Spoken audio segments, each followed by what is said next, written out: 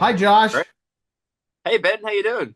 Good, good. I'm excited to talk to you about art and faith and all sorts of movie making and your projects and everything, and just how we connected and chatted about all these crazy things. Yeah, likewise. I'm keen for it. And I don't know if we've. I think you have a few ideas of things we'll chat through. I We'll came in see. pretty cold, Yep, so me too. I'm just ready to just yeah. I think just ready to wing it and see Yeah, where this conversation takes us, and I guess see potentially what God has in store for us conversationally, and I guess we'll see how we go. 100%. Yeah, just it's we both have worked on faith projects, short films, different things like that, church videos. I feel like we both have a heart for telling stories of faith through feature film. And you reached out to me after we released our film Pastor's Kid and wanted to just chit chat about some of that as you've been gearing up to share to tell your own feature length faith film. Tell me Yeah, a little bit about your project first. yeah. So I'm making a feature length movie, my first one. You've made a bunch. This is my first one. It's called Faith and Doubt.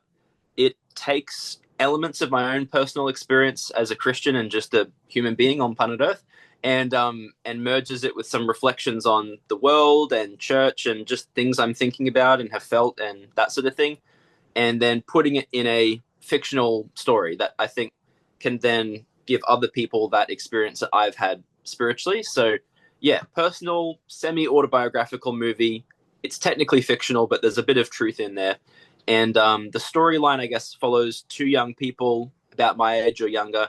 They're wrestling with hidden doubts, they've got personal struggles, but then in the midst of that difficulty and struggling in isolation, the option for hope and healing is there if they're willing to, I guess, take it. So that's the little pitch version of the movie. There's a lot more to it than that, and a lot more, yeah, storyline than that. But that's the non-spoilers, piffy little version for people who might not, I guess, be familiar with it yet. So, yeah. Dude.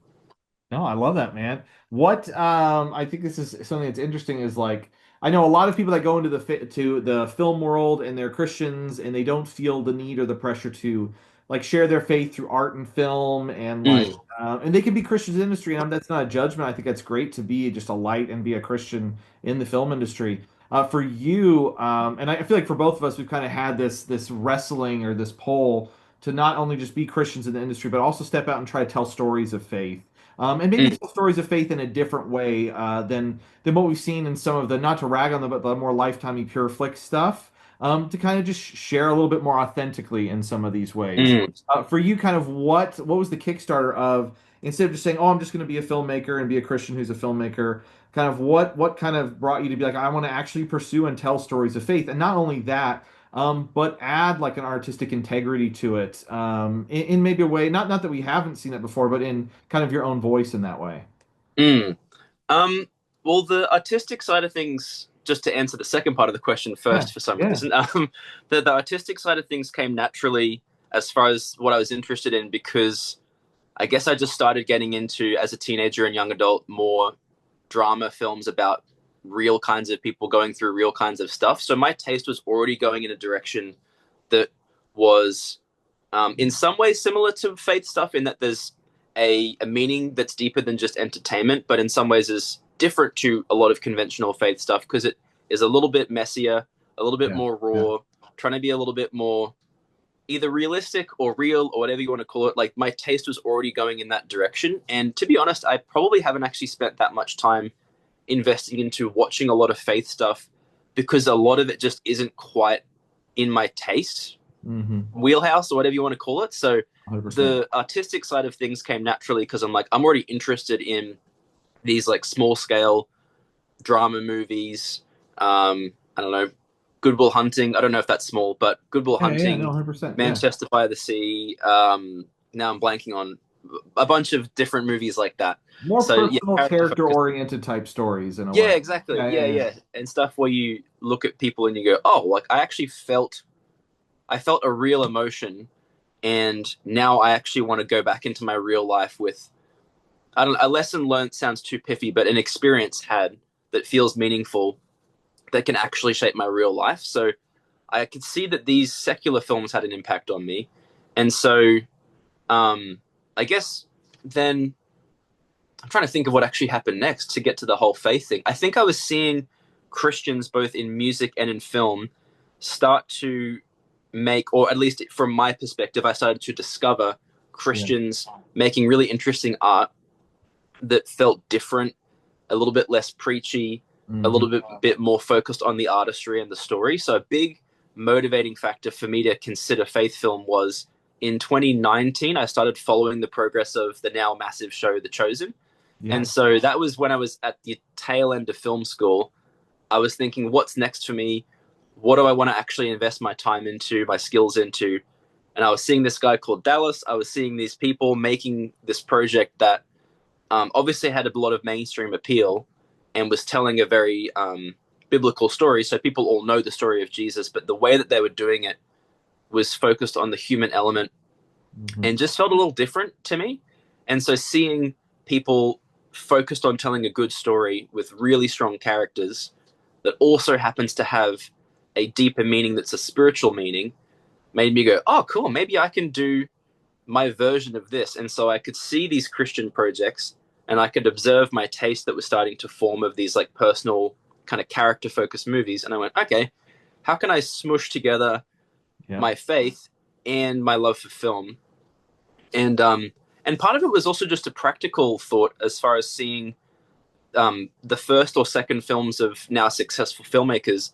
A lot of those projects were about them or their life or a world that they had access to. And so I was thinking, well, I've spent so much of my time in a church context. I've had a pretty deep spiritual experience of experiencing the hope that Jesus gives and also the hurt that not always living in alignment with him Right. can cause. And Mhm. so I was like, okay, let's merge all of this together in a movie that works practically because I have access to church communities who might want to support this. I could probably talk to a church to get access to a location. I can pull from personal experience. I don't have to spend 5 years researching something I have no knowledge about. So, yeah, it was just, it's hard to sort of give a super clean, Right. uh, Right. No. like No. timeline because it's all these different things like kind of smushed together. But I guess that's how it all collided and Dude. where like that's kind of where I am now. It's So so funny. I'm about a decade older than you, and so maybe a little over. I'm an old man, but dude, I remember watching. There was a Christian movie called Mercy Streets back in the day. Do you know David A.R. White? Have you heard of his oh name? yeah, who doesn't? Yeah, he's the Pureflix Yeah, guy. yeah, yeah. Dude, this is like early David A.R. White, and it's early. Is it John Gunn? I think is the director's name. Who Hmm. does like House of David and stuff now. Yeah, yeah, yeah. But dude, they did this movie called Mercy Streets, and it was like kind of like a an Ocean's 11 type crime. That's a bad explanation, but type of crime movie with biblical themes, and it was like pretty solid. It was like the first like Mm, solid faith film I had seen, and then I got on a website called this is me like in junior high, right? And then I hmm. got on a website called christiancinema.com, and I just started buying up all these DVDs because back then you had to buy this disc thing you'd stick in the player called a DVD. But I would spend all my money, I'd buy these DVDs and I'd throw them in, and the movies were just not up to what I had hoped they would be. Mm. And so then going into my high school and things like that, I got into like horror movies and zombie movies, kind of went the opposite direction on some of these. But even like with The Chosen, I remember I had so many friends say, you need to watch The Chosen, you need to watch The Chosen. I'm over here like, who's gonna watch a Jesus show, guys? Like, come on. Hmm. Like, who's gonna do it? And literally, I bought the Blu-ray and it sat like on my shelf for the longest time. And finally, I threw it in. And like the first two episodes came out, I was like, oh, it's okay, it's okay. And then I remember, I think it's like between episode 2 and 4 or 2 and 5, something like that. Mm. Basically, Simon Peter is on the boat, and the Romans are at the beach ready to arrest him or something like that as they're like coming back. And the next episode, they cut away to like Jesus with these kids, and I was like, what? Like you're leaving me on a cliffhanger Yeah, for a whole extra episode, and I'm like, this is like a Breaking yeah. Bad move. I was like, Breaking Hmm. Bad did that kind of stuff all the time, where they Yeah. would like leave you attention and cut to a completely different storyline for an episode. And I was like, man, Dallas knows what he's talking about. What's crazy is I grew up in Indiana and we had a festival called Heartland Film Festival, and Dallas Jenkins premiered one of his movies called Midnight Clear that had Stephen Hmm. Baldwin in it at that festival, and I saw it as like a high schooler and went to like a luncheon and I think met him at the it's so long ago I Oh, don't cool. remember, but I met Yeah, a yeah. whole bunch of these like Christian filmmakers at this luncheon. I think Dallas was there because Mm. Midnight Clear was premiering, and so I kind of followed his trajectory for a bit. But dude, you're right. I feel like The Chosen is one of those that you're seeing this kind of huge artistic step taken within the faith world that now it feels like so you have Dallas kind of growing and succeeding. You have the Irwins growing and succeeding. And it's really exciting, I think, to see even Angel Studios growing and succeeding, where it's like independent film right now. It's like I would be so interested to do an actual study, but just kind of like out of my brain here, it feels like Christian films with Angel Studios and these guys in theater, like independent as far as independent film goes, like it's the most indie films being thrown in theaters than I've seen from any other genre other than like maybe horror. You know what I mean? For a long Hmm. time, where now all of a sudden you're seeing Yeah. these small Christian films get these theatrical runs, for a week or a couple of weeks. We did that with Pastor's Kid last Yeah. year, and dude, it's just so exciting to see how like Christians are showing up to this in a way that like I don't know, you're seeing kind of the art house films drop a little bit and these faith films kind of take their place a little bit, at least in my opinion. Hmm. So it's Oh, very totally. exciting, Yeah. And dude. I think, yeah, I don't know what else to add except just that's really exciting. And I think it's important to just, I guess, for me to be grateful that this is where, I guess, ultimately God and his sovereignty has actually brought this art form, this sort of Christians making art to this point now where I can actually piggyback, not in like a leech way, but just in like a there's an opportunity here way. I can Yeah, actually piggyback off yeah, the hard work and labor of these people, like for example Dallas Jenkins, or even before him, who are the two brothers, the Kendrick brothers, yeah. yeah, So yeah, it's important to, even though I think we might get into the differences or the uniqueness of what we're trying to do, which in some ways is similar and in some ways is a little bit different. yeah. And then, yeah, it's such an important thing to actually look back and go, wow, these people forged this path. These people blazed the trail so that we could do our thing. And so our movies are a lot smaller, I would imagine, than some of these other projects. But the fact that there's even a bit of a market for this, I think, is a massive testament to what these people have put in as far as effort, but then also God doing something. I think in the arts, in faith film, Absolutely. and that sort of thing. So it's exciting, and I'm grateful to be sort of blazing my own little trail in Southeast Queensland, but knowing that there are people like yourself and others in the US who are helping to maybe create a market for us internationally because people can look to other projects and see, oh, cool, these things aren't just successful stories, like they don't just work as stories, but there is actually an audience for this kind of different kind of faith stuff and quality faith projects. So, yeah. Yeah. 100%. And I think that there's what's crazy is I feel like there's this new audience that's coming too, because I feel like we're kind of seeing this like I don't want to say mini revival, but a little bit of a revival in the US at least, where we're seeing people come back to faith to a certain degree. And a lot of times I feel like it's doing away with maybe some of the hypocritical dogma they were raised with in some ways, Mm. and they're getting to an authentic relationship with Jesus and an authentic faith. You see that kind of this.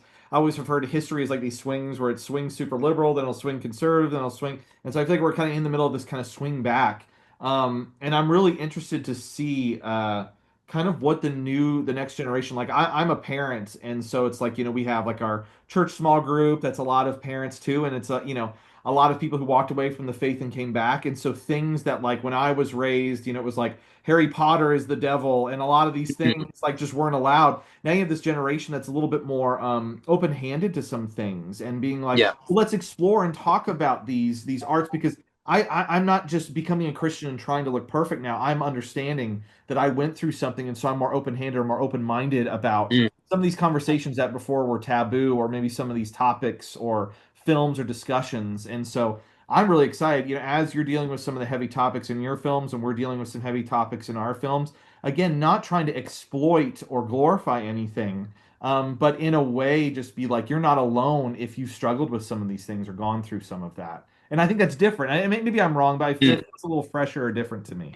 So, I think the thing that's fresh about it is that, and not to just make a blanket statement, but I think sometimes in the secular sphere, for those who don't know what secular is, it's just anything that's not intended to be, I guess, religious or Christian, right. is how I would define it. But a lot of secular projects, not all, but a lot of, can tend to glorify the darkness, or at least I think depict it to a point where it's a bit inappropriate. Mm. Like if you're showing a project about violence, just showing the violence, or if you're showing something about abuse, just showing the abuse. And I think the Christian response that I think is is meaningful, but I think more hope filled and Hmm. appropriate, is to take a heavy subject, take a bit of that darkness that provides contrast to the light, but not focusing so much on the dark that you don't get that light Right, contrast, right, and right. not overly depicting something that's negative or probably a little bit inappropriate if you go too far into it. Like my film, for example, there are certain moments where we have to cut away Right, because right, otherwise we're depicting a character doing something that might be sexual in nature, or there might be something in the kind of the mental health sphere that might be overly showing something that might not be actually be helpful for people to see. So I won't right. spoil the movie, but there are moments where we have to be creative in how we edit and how we shoot to make you feel. I think this is, yeah, you want to feel the struggle, you want to feel the darkness, so that the option of this light can be felt even more strongly because you need contrast. So you don't want to be too, I don't know, pure flixy or too hallmarky Right, in right, that everything's all light, because then you just have this white canvas of nothing. hmm And you don't want to be too dark because then it's just this moody cloud of gray. right, And so you want to balance both. yeah. And I think to me, that's if you even read scripture as well, I think there's this really beautiful contrast of there is some really there's some stuff that the Bible deals with that's way darker in a sense than what my film's going to touch on. But then you have, I think you have the Christian hope that offsets it, but yet there's a really stark honesty of like, yeah, like you said, like we're struggling, but we're not alone. Mhm. We're hopeless in ourselves, but there's hope in Christ. And so I think that contrast of that light and dark, I think, is what could make contemporary faith films really interesting, Mhm. particularly those that want to dive into some heavier topics, Right, right. because we don't stay in the darkness Hmm. and we don't lie about how life is just light all the time. Right. It's both. It's like a really nice, contrasty, classic black and white photo or a painting Yeah, that we all love, where I it's the love it. contrast. And I'm stealing idea. I don't know who I'm stealing ideas from, but this is probably a sermon illustration and other stuff. But yeah, I think you've explored that kind of in your films where you want to dive into the heaviness, but then there is that Christian flavor to it.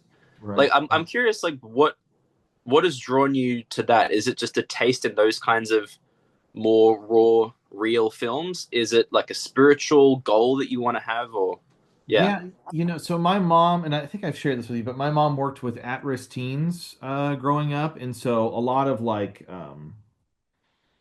hurting themselves in certain ways, getting calls of kids wanting to take their own life, selling drugs at school. I mean, I don't know how else to put it. Abuse from parents, abuse from Christian parents, just Mm, everything under the sun, man. And my mom, was working with a ministry, and we'd get crazy calls like, and so I would help with the clubs and things they did, and so you would see these experiences happen, and at that time was probably similar when I was trying to get those Christian films to watch, and you're over here just like, man, okay, this kid is being beaten by his her dad, or beaten by her dad who plays the keyboards at church, mm, and then I'm watching this Christian movie where everything's perfect, and yeah.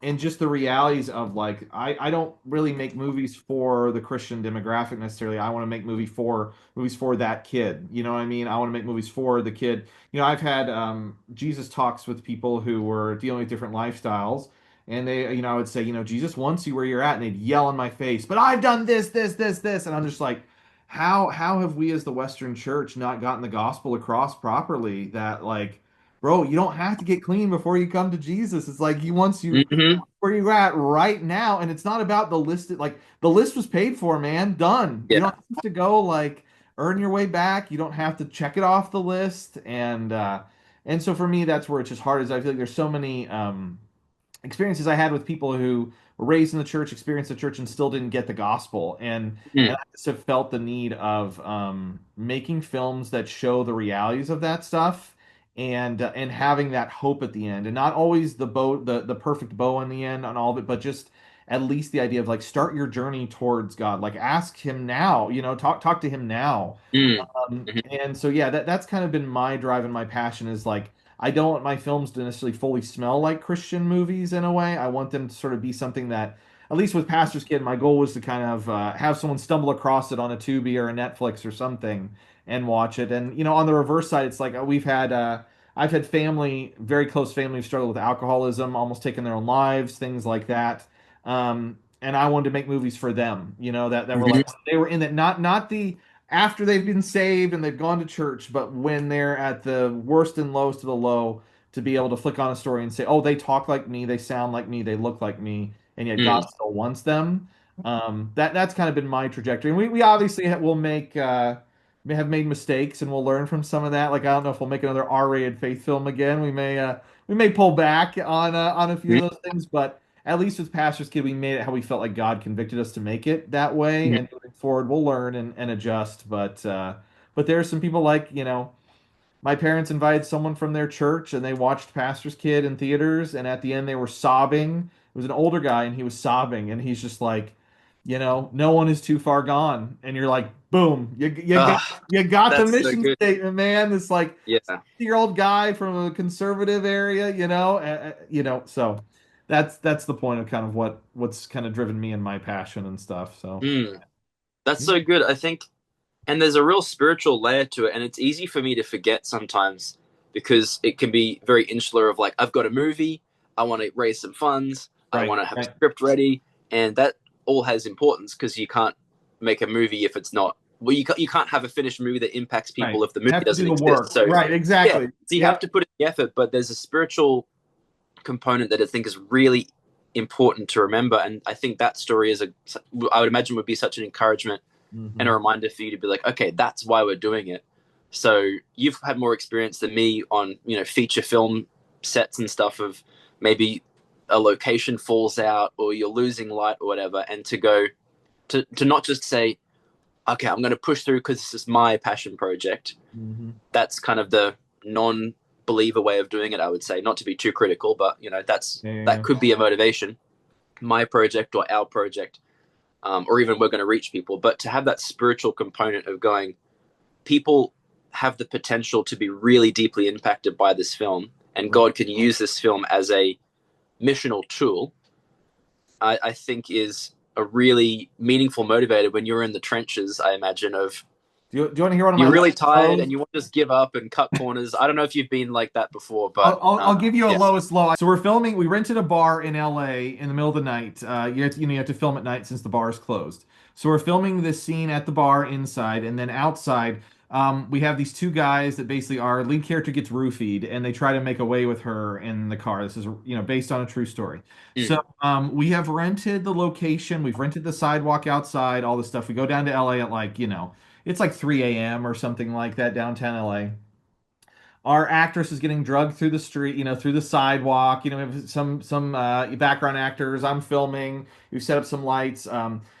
She starts getting drugged. She gets loose and she starts screaming, "Get off me! Get off me!" Really loud in Mm-hmm. downtown LA in the middle of the night.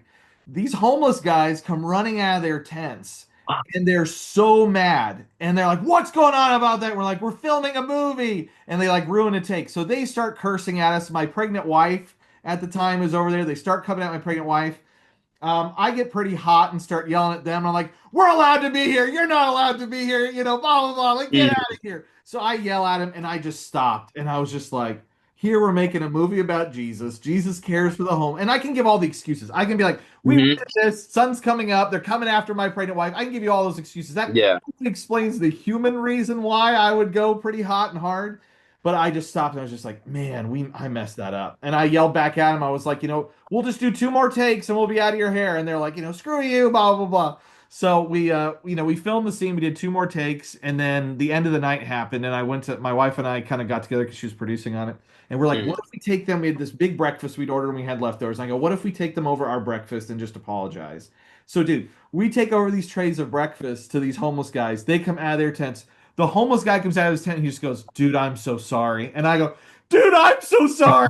And literally, I wake up this homeless guy at like, the sun rising at 5, 6 a.m. Like, "We brought you this breakfast. I'm so sorry. It's a Jesus movie." And so we talked about Jesus and gave him breakfast. And that's one of those moments that I can tell you is like the Mm. biggest loss. But to see God, like on my part, but to see God Yeah, yeah. redeem something like that where I mess up and he's like, "Bro, you screwed up. I'm gonna make even better than what it was before. If you're just open to Mm-hmm. listening and doing it."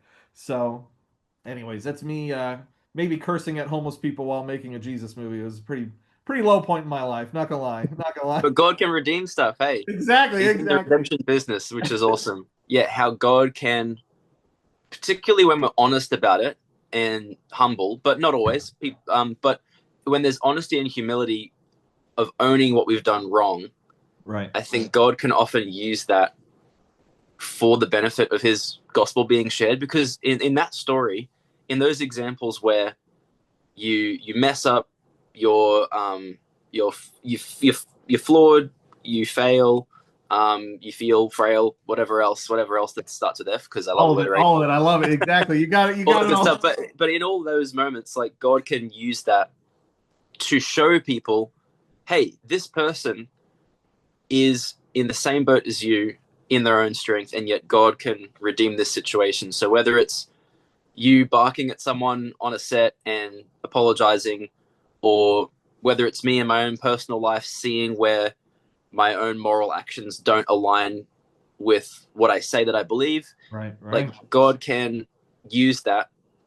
And so I think both in our personal lives, God can do that, but also I think in our films, I think there's an opportunity to do that. And I think that is a big, I guess, yeah, motivator for me with this project of Faith and Doubt, and I would imagine with yours as well, of going, whoa, okay, if we can tell a story about people whose flaws and frailty, their struggles are highlighted rather than dismissed, then we might actually be able to invite a totally either new or underserved audience of people Right, right. who can come into these films and actually feel welcomed in. Hmm. And and you don't have to do that by diluting your Christian faith. You don't have to be like, oh well, God is here for everyone, and there is no gospel, and don't worry, you're all good. It's like, no, no, no, no.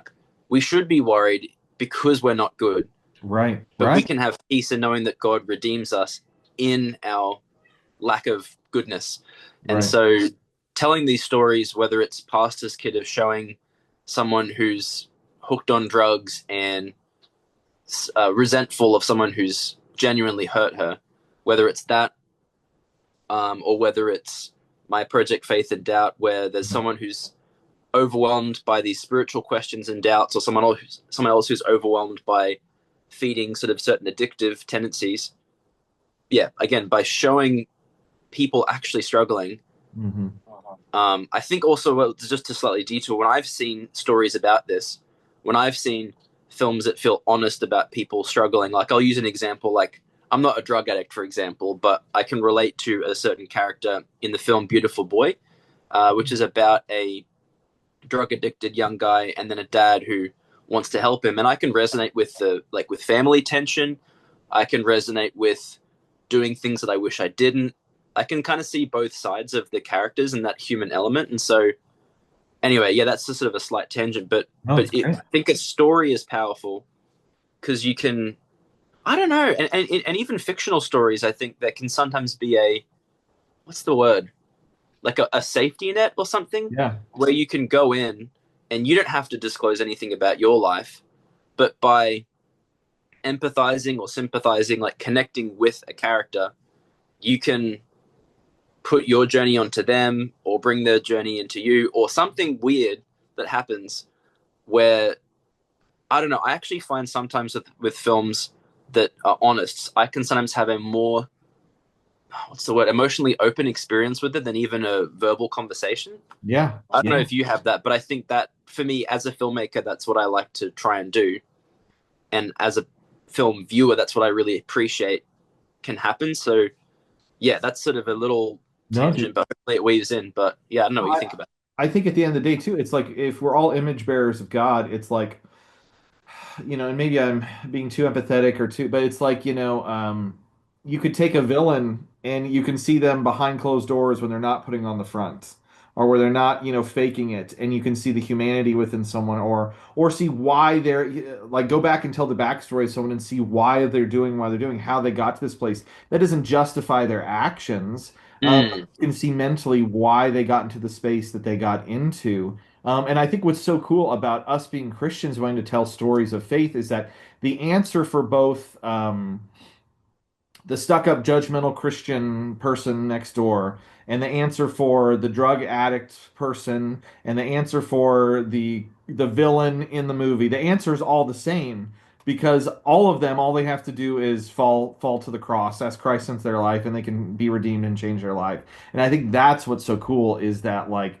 You hear of a was it Deus Ex Machina within movies where something Oh, miraculous like the act just of God, happens yeah. and it fixes everything and it's like we have the real myth like we have the real like Deus Ex Machina that truly at any point in your life in the darkness of the darkness if you just cry out to God your life can be radically changed and I think that that's what's so crazy about it and when we tell these stories whether fiction or true it's just like I think that's the thing for me is when we PGify the stories too much and the person looks similar when they weren't the Christian as when they are the Christian, that's where I struggle so much is because Mm, there are these powerful stories of people who did struggle with these very hard things that the life transform was huge. Like one of the comments we've gotten on some of our pastors' kids stuff, and I'm not trying to rag on anyone. Everyone's allowed their criticism and viewpoints, but one of them was like, well, Jesus never acted like this, so why do you have it in your movie? And I'm like, well,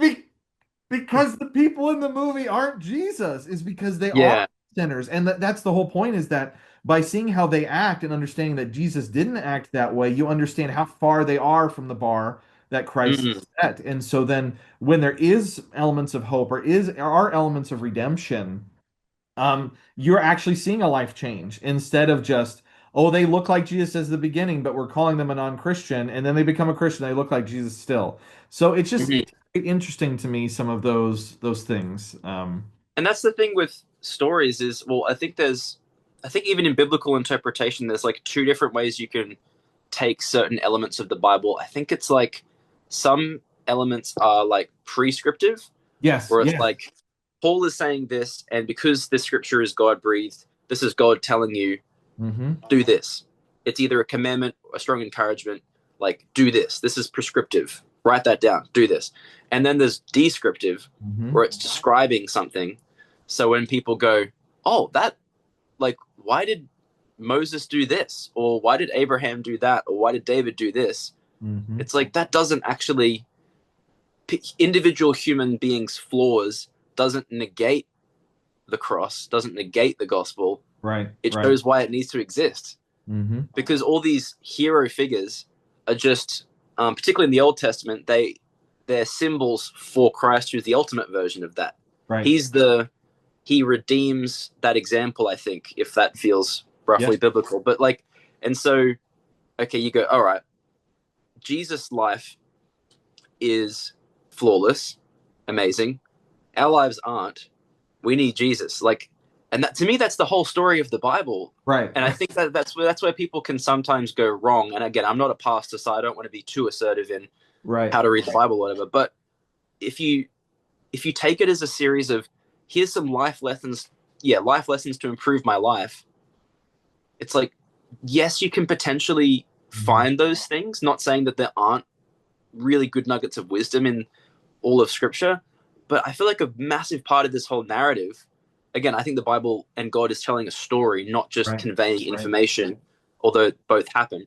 Like there's this narrative going on, this true myth, like you said, and like C.S. Lewis says, Yeah. this true myth is happening. And so now losing my train of thought, but I No, I think love it, dude. it's really interesting to see that it's not like the whole point of the story is that it's not about us performing. Right. Right. And just to naturally tie that into my film, that's Yeah. one of the key problems or key incorrect ways that the character of David sees his life. He sees his life as a performance to a degree, even though he knows technically that the gospel is not about performing for Jesus. Different personality types or different life experiences or different people can get stuck into that performance mindset where it's like, oh, a teacher rewards me if I get an answer right. Or this person at church smiled when I served them. Not bad things, but we can turn these things and twist these things into a Right. pressure to perform. And so some people will look at scripture, some people will look at Christianity and go, I can't hit that standard. It's like, that's the point. Right, right. Like, and Paul says the law is there to, well, it's the law is Yeah. good, not to like rag on the law. The law is good. What God's law says is good. But a key aspect of the whole design of it, I think, is to showcase the flaw of all of us, the flaw in all of us, the darkness in all of us, because we can't hit the standard. And that's the thing that separates Christianity, I think, from every other worldview, every other religion Right. is, and again, I'm stealing this from someone, but every other religion says perform Yep. Dude. or or transcend or like something that's dependent on your own enlightenment, your own discovery, your own performance, your own goodness, and then this spiritual result will happen. It's the Christianity thing's flipped. It has the most starkly honest, dark view of humanity, while also having the most hopeful, light, freeing view Right. of that spiritual result that we're all looking for, I think, deep down. And so I think we both seem drawn to let's tell the stories that show that Right. rather than hiding that. And let's show characters like you would see in the Bible who have some good intentions, have some bad intentions, have that light and dark. But ultimately, Christ has to be the one that comes in and which is very counter hero story, like hero narrative. Like you think of the hero's journey, and often it Right. is like not always, but often it's like attaining something or journeying towards something, or it's about this solo hero against all odds. And I think the biblical narrative is like we're not the ultimate hero of the story, dude. Like Yeah. No, we're like 100%. we're the background extra that's about to get crushed by the thing, and Jesus is like Superman coming in to save us. Right. Like Exactly. it's very counter. It's counter everything, I guess. But and I It's think that's what we're trying to do with our films is show that rather than no, negate it, 100%. hide it. I have a 9-year-old son, and we have all these, action Bible, comic Bible, and all these things Mm. we read and all that are fun, and heroes of the Bible. And the thing I've really tried to drill down to him is like the only hero of the Bible is God, like period. Like you have all these other guys that, yeah, they do good things, and that's great, but all of them mess up. Like Samson, I had to read the Samson story and it did not Mm. like censor it at all. So I'm over here Yeah. Okay. and he took another wife, and you're trying to like figure out how to like, but it's Hmm. like you see these characters that obviously do good things for God, but at the end of the day, Mm. they all fall, they all mess up. And it's like the only true hero is Christ who comes to redeem, and God, the Godhead. And so I've really tried to drill in, like, it's cool to look up to David and be like, oh, he was strong, had faith and, went after Goliath, and that's great. But Mm. but it's like make sure that Christ is your true hero that you're looking towards, instead of these other people that we've seen. Mm. A question I wanted to ask you, and this is something I really wrestled with, and you've seen our film Pastor's Kid, and kind of the ending that is a little controversial in some ways. But Mm. uh, but my thing, man, that I really wanted to capture, and hopefully we did, maybe we didn't, but is that heart change, is that heart situation, as opposed to, in a story. I'll often will see, Fireproof's a good example, and I actually enjoy aspects of Fireproof. I think it does Yeah. a really good job for pushing things forward. But it's like you have Kirk Cameron doing all these bad things, he becomes saved, and then there's the actions of he's not doing the bad things anymore, and he's trying to pursue his wife and all this stuff. Mm.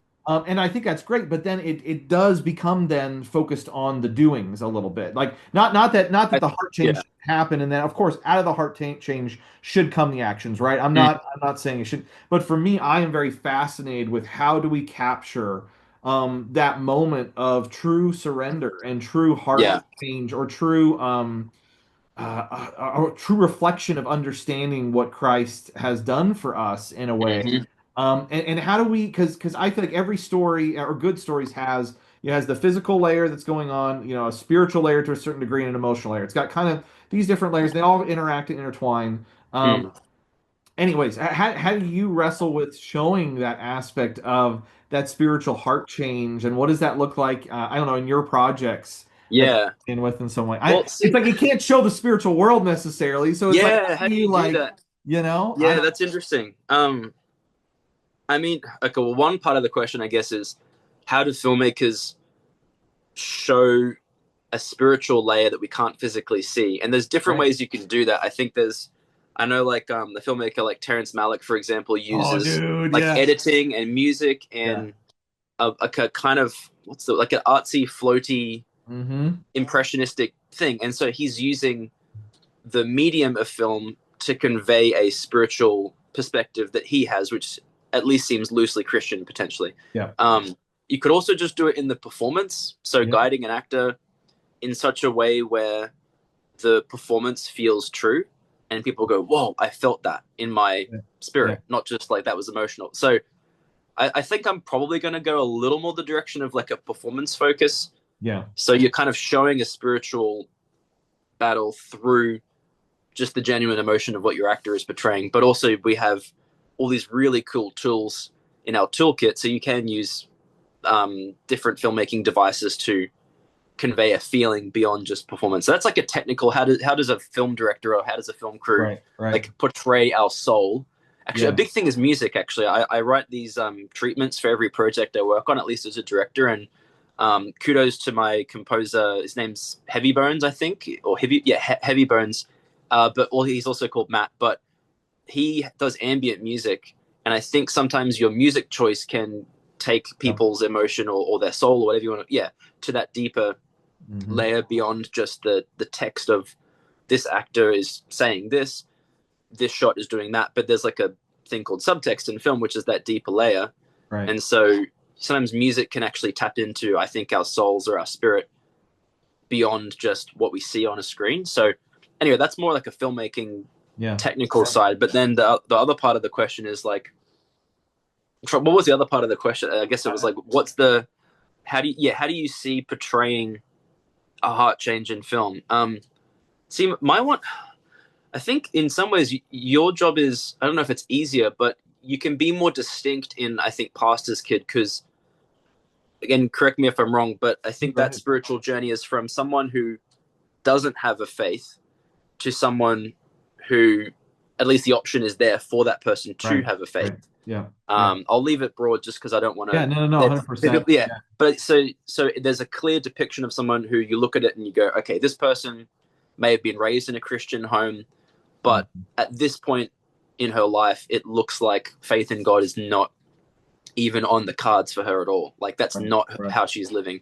The interesting thing with my one, and I don't know how ambiguous I'll leave it, but the two characters are in church, and there does seem to be a genuine faith potentially, but I think some people might look at it and they might project themselves onto it and go, oh, this character is not living consistently. Maybe I'm not living consistently. Maybe I don't have a real faith. And so some people might actually see that in the character. Other people might see, Interesting. Yeah. Yeah. Yeah. oh, like I have a faith, but I need to be reassured that Right. God is for me, not against me. So yeah, it's interesting in my one because you want to show a heart change or a heart maturity or a heart growth, Right. Right. but it just depends on how.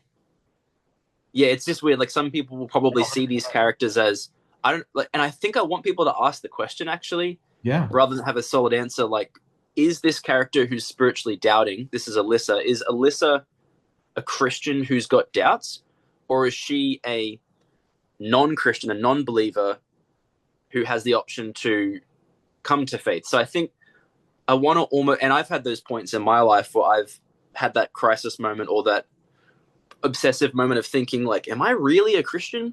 Mm-hmm. And so I kind of want people to actually ask that maybe of the characters Yeah. and go, where is this person at? And have it be a little bit muddy rather than it being super clean cut.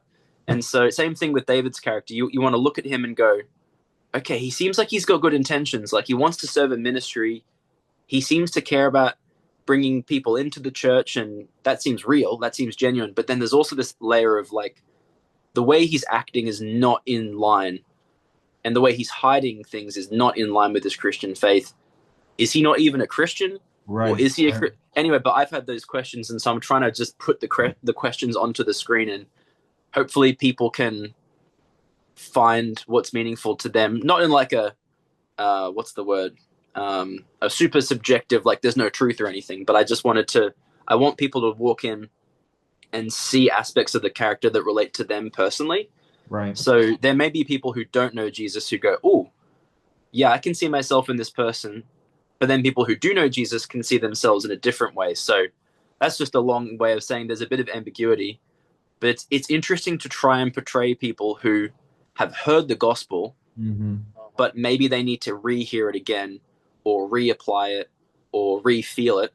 Hmm. And some people may see that as the doors open for them to be converted for the first time, and other people might see it and go, the doors open for them to go deeper with God and with Christ. So, yeah, I don't know. It's interesting trying to make a movie about people who seem like they know the gospel Right, right, already and not just showing everything's fixed.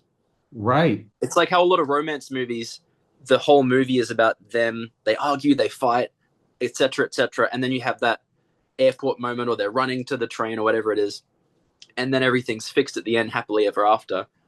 But then there's some really interesting romance films occasionally that come out where it's like, okay, they're together now. What does life actually look like? Hmm. So I think that was a big motivating factor for me to tell this story, because there's a lot of conversion Christian movies, Right, like for example, actually, yeah, Jesus Revolution does as well, where you see the conversion, but then you also see some struggle. But right. a lot of films just focus on the, even a movie like Case for Christ, which I like, the emphasis is mostly this guy who doesn't know Jesus. He becomes convinced, and then his life seems to change. So a Right. lot of them have that three act structure, in that act one and two, the person doesn't know Jesus, or they've got some problem, and then act three, everything's resolved. But what's a movie where you start where the person already knows of these things? And so, yeah, it's just a different way of making a movie, and I think there I could be love it. space to have fun playing in that area. But And I yeah. think it's so hard too because I think it's like Christians have to be willing to admit, like, I know Jesus, yet I still struggle with these things, and yet I still have my Mm-hmm. doubts sometimes, and I relate, owning my own film business here in LA, it's like I relate so much to the Israelites when they leave Egypt, and they're like, build us a calf. This guy, I don't want it anymore. I want the calf. Because I cannot tell you how many times God will show up and he'll provide and take care of us. And then, a couple months go by and we're just like, Lord, where are you? What have you done? And then, like, literally, he'll bring up the stuff that needs to be brought up, and the work pops up, or the project goes through, and it's just one of these things. It's like, how weak is my faith that when it's tested, and I like to think that it's not, but then it actually gets tested. I'm over here like, where are you, Lord? Where's my golden calf? I'd rather have the golden calf. And I'm just like, Mm-hmm. man, it's just such a realization. It's like, for us, we're kind of committing to, it's been we did Pastor's Kid, and we got some feedback, and I kind of swore a little bit to be like, I'm not doing another faith film, I'm done, we're not doing faith projects anymore, just because of some of the experience that we had. And dude, I just feel like God wouldn't let it sit, and it wouldn't. And so I would say for a good portion of this year I've been like, okay, then, like, what is it? You got to, like, tell me what the next thing is. And we have this project that we worked on called God's Thief, and it's basically apocalypse now set in the book of Acts is what we'd written about a year ago. I busted out a draft because a faith studio was interested in some projects, so I just busted out a draft and sent it off. um, and God just kind of circled it back in my head of essentially I'll give you the short story of it. Basically, it's a fictional story set within the book of Acts, and you have a Roman centurion that is now a Christian, and he has to sneak early church documents across the most dangerous road to get them to Paul before he leaves. And along the way, these two robbers come in contact with him, and one of them, his grandfather, had seen Christ die and had become a Christian, and the grandfather had been killed for his faith. So this kid Nathan, who's this thief, was like, I'm not buying this Messiah. I'm not doing this. Like, they're killing Christians. I'm not going to be a part of this. Well, he's forced to then help this ex-Roman centurion as they make their way across the most dangerous roads with, thieves and, Roman centurions on their tail and all this stuff. Um, and basically he has to wrestle with and decide, was Jesus truly the Messiah, or was he not, along this way, and help him get these documents to Paul. And so I'd done a draft of it a couple of years ago and sent it off. It kind of didn't go anywhere, and God has just placed it in my heart. A buddy of mine who is a writer and an actor in some of my projects, he's like, what's this God's Thief project you're working on? I pitched it to him. He's like, send me the script. He's not a Christian. I sent him Mm. the script. He's like, dude, this is like 90% there. Let me take a crack at it. So he took a pass on the script, and we just kind of been gearing up to be like, all right, We have a script that we like kind of where it's at. We like some of the questions it's asking. I think that The Chosen and House of David have really opened up a lot of doors to tell these stories of these biblical stories in a different way. And I Mm, think for me too, you're seeing dude like Gladiator 2, which I was not the huge biggest fan of in the world, but you're seeing that blow up. You're seeing these kind of the Odyssey coming with Christopher Nolan, these mm, hmm. Sandals films kind of Yeah. kicking off again. And a big thing for me was like the reason why I wanted to tell a fictional story is I wanted us to be able to play with that genre a little bit while still being true to biblical history to the most part and the gospel that we want to share through this film. And so that's our next one that I feel like God has really placed on my heart. And so because of that, we've created our own faith film studio, which is called Wanderer Studios that we've just announced. And we've released 4 films through that now, which is really exciting that we had a couple that had just been kind of on the back burner and we got them put out. And so dude, just trying to be fully committed to like, don't be 1 foot in, 1 foot out. It's like if we're gonna do this and we're gonna get the criticism, it's like let's learn from our mistakes and let's push through and continue to tell the stories God has called us to tell instead of allowing that to keep us quiet. When you're seeing this beautiful revival going on, it's like I want to be a part of what God's doing and not just sitting on the sidelines, like criticizing. Mm. You know what I mean? Oh, So, yeah, I'm all right, there was a lot obsessed in with there. that last statement. No, like, and I probably said this before on other stuff. So I'm doing the classic, like the old dad who's got the same like Do three it, do jokes, it. the same Yeah, stories. But the bit that stood out at the end of what you just said was not just sitting on the sidelines and not just criticizing, but jumping in. yeah. And so, like, that's what I see in the Bible is people actually jumping into the world, Hmm. being in the world but not of the world. So being integrated into this world around us, being part of the culture that God has blessed us with the opportunity to reach, and Yeah. rather than looking back and being like, oh, well, that movie has that problem and this thing has that problem, whether it's moral or creative or whatever, Hmm. like, what if we jumped in and what if we were able to have film crews that were a blend of people of our faith, our Christian faith, and those who disagree with us that can create a really cool creative collaboration? What if we had a cinema filled with people from our local churches, but also people who might be young who maybe watch like more artistic projects or are more interested in other kinds of things, but they feel actually invited in. Right, right. Like, how can we jump in rather than jump out of this culture that God's blessed us with actually reaching? Yes, there may be some criticisms of culture. Yes, there may be certain things that we want to see different.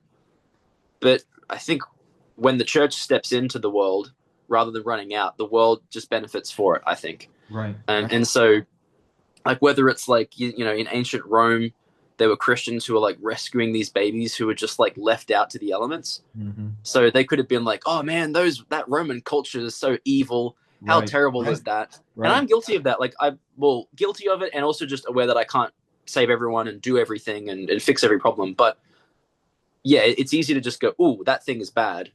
And being Yeah, like, "Yes, I feel so convicted that that thing is bad. I'm going to share about how yep. bad this thing is." It's like, I'm not going to do anything else about it. I'm just going to sit. yeah, yeah, yeah. And Yep, so I'm like, 100%. yeah, and there are probably ways that like I could probably be more charitable or I could probably be more personable to those around me. Like I have to think long and hard about what are some things I can do better. But at least in the context I'm in and the context we're in as filmmakers, we can go, okay, well, how can I make a movie to God's glory Right, that steps into the world, that seeks to reach not just people who agree with us, that's important, that's valuable, but also people who might disagree with us and going, hey, you're welcome. Like, come along, young wrestling person, and sit next to, I've heard you say this, like, sit next to the little old church lady and let's watch the same movie, have an experience together, talk about it afterwards, and bridge these gaps, have two parts of the Venn diagram actually meet in the middle, right, like all right. that kind of stuff. And that happens when we jump in rather Dude, than jump out. And it's important for me to remember that because it can become, I don't know if you experience this with creative projects, but it can be very easy to measure whether or not you should do something based on the like initial monetary return or like how absolutely. Yep. successful it's going to be or how it's going to be received. But Mhm. I don't think that's always the best way to value something. And so I think it's easy to be like, oh, well, my movie still needs more funding, or I don't feel like I'm a success story yet. And it's like, sure, those things might be a reality, but it doesn't mean that we don't make the movies. Right. So, and you've been pretty persistent with that. Like, if I look at your IMDb, you've made a lot of independent projects. Like, I'm curious to know how have you been so persistent in actually doing these projects, whether they be faith or otherwise, Yeah. and Yeah. actually pushing through in spite of whether it's discouragement or busyness, or does this really matter? I don't know if you've had that experience, but Yeah, no, yeah. 100%. And after each one I get, I'll get burnt out and stuff, but for me, it's sort of like I like to have a couple cooking in case, like, like for instance, we have our God's Thief one. It's like a bigger project that we're gonna need funding for. Okay, we know that Mm. one we're gonna have to like raise funds for. There's a certain budget we need to get like, and we're shooting a Bible film. At least like we're still planning on shooting it at like I have a park down here in my neighborhood that's like a desert park that we're just gonna Yeah. film it over there. So it's still gonna be scrappy. Don't get me wrong, but it's like the Mm-hmm. clothing needs to look like real biblical clothing. We need a Roman outfit. We have some friends with horses and things out here. They're gonna let us use their horses and stuff. So Oh, it's still nice. gonna be small and scrappy, right? But to like make it look like a movie, we still need some funding to make it actually happen. But we have Mm. that one cooking, and then along with that one, we have like a smaller, more like character driven film, that's just like a tiny one to film. And so I like to constantly have a couple going, or if there is opportunity, like we filmed this boxing movie. I think it's called The Fight Inside now. We rebranded it and put it out. But Mm. basically, Mm-hmm. a buddy of mine was an actor friend of mine was at a boxing gym doing stunts. He like helped teach stunt fighting and all this stuff. And I was like, dude, we need to make a boxing movie. And he's like, I got a boxing gym. I got stunt guys that'll be in it. And then COVID hit and it kind of rushed us because we were out of work for like a couple of weeks, and this is before we really knew what COVID was. Mm. And I was like, dude, let's get some pages written, let's get an outline done, and let's go start shooting this boxing movie. Because he's like, yeah, all my stunt guys like haven't been working, so they're dying to do something, and we'll all we wore masks, we did the whole followed all the rules Mm-hmm. we're supposed to follow at the time. And he's like, a buddy has a warehouse, we can fill it at a warehouse. So we write the warehouse into the script, and Yeah. we film, Nice. we film 4 boxing matches in one night at this free warehouse we have. And so, dude, it's more so like, if for better or for worse, I try to be really open-handed with like, okay, God, like what resources are you bringing that even Mm. if it's not like the project that's like in my head right now, like can we make a project out of the resources you're bringing to me? And even if it's not like a Christian project, I really try to have elements like the fight inside, for instance, it ends kind of a downer. It's got a Mm. pretty downer ending to it, but the whole it's meant to be a cautionary tale. And I was really pulling from Ecclesiastes, nothing new under the sun and all these things, Mm-hmm. these generational sins. And is he going to be able to break it or is he not? And ultimately, if you're not choosing to give that up or to try to find redemption in Christ, it's going to end. You're still trying to fix it. You're still trying to do it. Mm-hmm. And it's going to end in death, to a certain degree. And so, Yeah. for me, that film isn't one that necessarily has a redemption end, but it has a cautionary tale of, hey, in your life, don't follow what this guy is trying to do. Jump off before you get to this point. Constantly working at it and having Yep. something going for you has been really helpful. And some films are stronger than others. I'll fully admit that, but I try to make sure that I'm proud of the final result that goes out. You know what I mean? It's like Mm. I'm like, hey, with what we had for this one, I'm really proud. Like for instance, our boxing scenes, we shot 3 or 4 boxing scenes in one night. I needed 2 more angles, man. There's 2 angles in my head that Yeah. I'm oh, dude, I just need to grab 2 more angles on this scene to really make it like, and it's not, I don't think it looks sloppy, but there's just a couple, like, I just wish we'd had a wide, anyways. So, I think I tend to typically prioritize more takes over more coverage, right. which usually works, particularly if it's like a performance driven thing. But there've been a couple of times where I'm like, oh, would it really been good to have like a bigger wide shot just to Yep. have that to cut to, so it's less just like shot reverse, shot reverse. Like, there was like Yep. a similar, like a kind of like a sparring, or it's called sparring, but like a similar kind of boxing style little short film I made. And yeah, looking back, I'm like, oh, it would have been really good just to have like a 2 shot of them that you can cut back to and have that just add a little bit of extra. Anyway, but there's Yep. always things you Yep. want to go back and change. But I think it's like you said, I think it's important to be satisfied in what you've made, even if there are things you would change later. And if there's lessons you can learn and apply it to the next one, then great, like definitely do that. But then there are times where you're like, okay, this is the time we had, this is the resources we had, this is my skill level. Awesome, great. Yep. Go Learn the out. lesson for the next one, And or my that sort wife's of thing. really helpful where she's like apply to the next one. She's like that one's done. Out the door. Apply to the next one. Mm, And I feel like you hit the nail on the head too where it's like if you track back to I know we have 3 minutes I can start a new one, but if you track back to some of the early films from some of these amazing film directors we know, their first like Scorsese, his first like 3 or 4 I don't think Mm, I've really ever seen or know about. I think Coppola's right. the same way. His first three or four I hadn't really heard. I like it's like do that if like find any of your favorite director and you like track Mm, back, and the majority of them had to do these films that like weren't perfect, right? Before they fully found their voice as Scorsese or Coppola, or and you even see Coppola nowadays make something like Megalopolis that is, is his point of view, which is great, but mm. doesn't quite connect with audiences. And so it's like, anyways, it's just Yeah, it's like if I, the great filmmakers can have things that could use some work, or they right. take a little while to find their style, we can be a bit more patient with ourselves, Mhm. going, okay, if we're not perfect, if our films aren't perfect, then that's okay. Yeah, I've done I don't know, a handful of short films since film school as well, so I think it's good to at least have a few things going and learning that skill. And I think I probably have close to maybe like an hour's worth of short film stuff that I've worked on Nice. primarily either as like a writer and or director.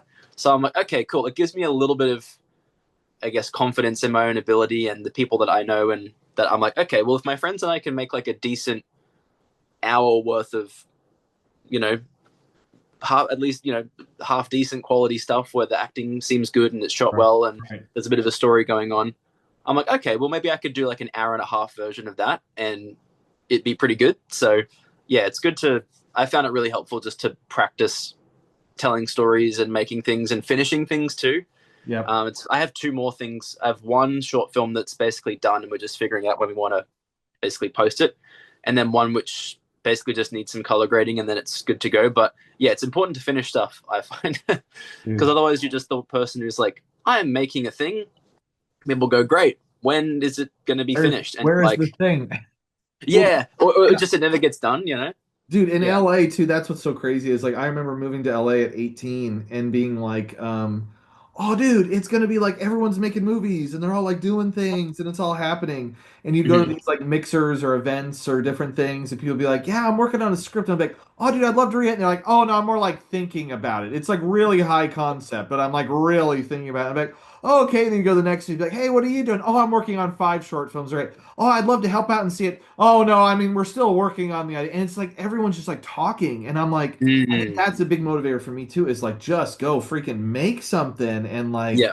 learn from it. And then I may have told you this before, and I've shared this story so many times, but it's like I ended up working at Lionsgate, and one of my bosses was the guy who found the Saw franchise back in the day. All right. Yeah. Big horror guy, been in the industry for a very long time, and he shared a story with us where he goes, I had this pretty prominent director come to me, one of my friends, and he's like, thinking about making this movie, and he's like, I read the idea, and he goes, I turned to my buddy and I go, I'm gonna just tell you this movie's not gonna work. He's like, horror people don't like ballet, and ballet people don't like horror movies. And he's like, so I wouldn't make this movie. And he goes, thank God Darren Aronofsky didn't listen to me because he went and made The Black Swan, and I think Right. it got nominated for Oscars or something like this. And so Mm-hmm. he would share that story with us, which I'm very thankful for, because he's essentially saying nobody knows what's going to work and what's not going to work. And you have to just try things. And you can have best guess, obviously, right? And you can sit here and say, oh, these have been successful.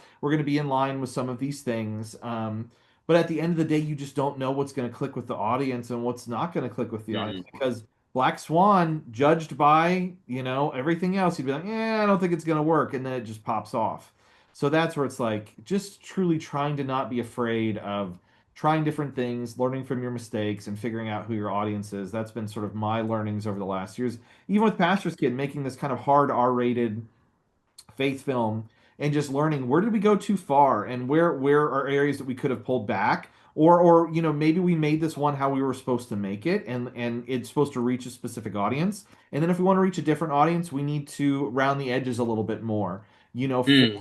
for a different demographic, and that's okay. Like I think both things can live in the same space. I think for me, just my biggest like gripe is that I feel like faith and family have become where it's like if it's a faith film, it has to be family oriented. Yeah. And I just am very adamantly against that. That it's like I think that's good for the majority of projects, honestly. But then I also think there are these stories that are okay for us to tell, that I wouldn't show it to my 9-year-old, and that's okay. Hmm. But when my son's 21 years old and he's wrestled with different things, then that more hard PG-13 or maybe even R-rated movie might be exactly what he needs just to remember who how Jesus loves him. You know what I mean? Like, Hmm. so anyways, that's where it's like I don't want to fight like a cultural battle with that, and I think it's okay.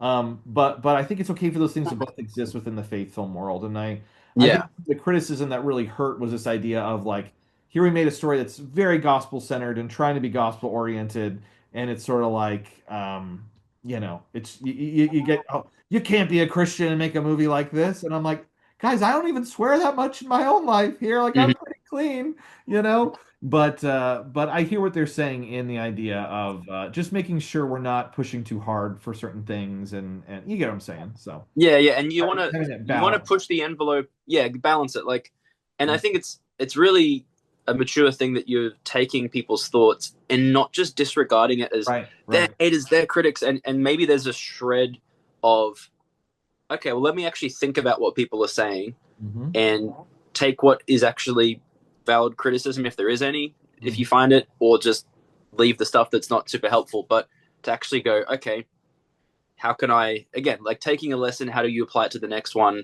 and trying to like pass out like what is a good feedback and what's not so actually yeah one thing I've found is with script writing it can be like that in the same way where you get feedback and it can be very easy to take it personally and be defensive. Right, Like you right. could have very 100%. easily have Yeah. taken feedback for your finished film and gone, oh man, this is not for you, like Right. and just gotten a little bit too up in arms and had the kind of a victim complex of, oh, these people don't like it, therefore everyone's wrong, I'm right. And Right. it can be easy to be defensive with your own script and stuff. But I found actually taking people's feedback on Yeah. and knowing what feedback is in alignment with what you actually value and what stuff isn't in alignment. So Correct. Yeah. yeah, I don't know. It's cool that you're already doing that. So faith and doubt. Here we're going to do a little wrap up, but faith and doubt. Tell Yeah, us where can people check out more about it? What's going on? What's the goal and everything? yeah, cool. So if people feel like they resonate with some of the thoughts I've expressed or some of the story behind the film, they can jump to faith.film.com. So that's, yeah, faith.film.com. So they can go there. That will be basically a series of different links. So you can click if you want to partner financially, there'll be an option to do that. If you want to, if you're local to Southeast Queensland, you can practically support. You can sign up to say that you want to be an extra or help as a volunteer crew Right. for a day or two, which should be fun. Sorry if you're in the US and you're watching this and you're one of Ben's mates or whatever. But yeah, you You're can not going to if fly you're me over to be just like a background guy. Like I'll be like oh a 100%. janitor taking out trash in the background. Yeah, yeah, we'll give you your one close Yeah. up shot in Yeah. the Yeah. church I'll scene. be like a grumpy. Yeah. Yeah, so if anyone who's local, you can practically support. But if you're not local, or if you are, another way to help out that isn't financial is just to pray as well. So that's an option there. So, yeah, the three P's you can partner financially, practically support, or pray. That's all accessible again via faith.film.com or faith.film.com.au because we own both now, which is great. Nice. But yeah, internationally, you're probably more familiar with .com. But yeah, that's how you can support it. Where we're at the moment is we've just passed our $30,000 milestone, which is really exciting. So, in one sense, that's super encouraging to see people show up and go, yes, I want this film to be made. The other flip side of that is also just to mention that our ideal funding goal is $250,000 is how much we feel we can make it for that is efficient, effective, people's time is being honored, we could be a little bit more focused and pay people at least a percentage of what we feel they're worth and just make things really sustainably and have money to just afford various different aspects of making a movie. But we're also flexible. We can do things for less, but that's our ideal goal, which again is like which is basically a percentage, like a small percentage of what even like a low budget kind of Hollywood film is. So it is ambitious in one sense, but it's also very tiny compared to a lot of other films out there. So, yeah, that's the ideal. We're at 30K worth of that funding goal, but I think at some point we'll make a call next year and see how much we have and see how much we feel we can make the movie for. But yeah, that's I guess just the call for people who are watching this and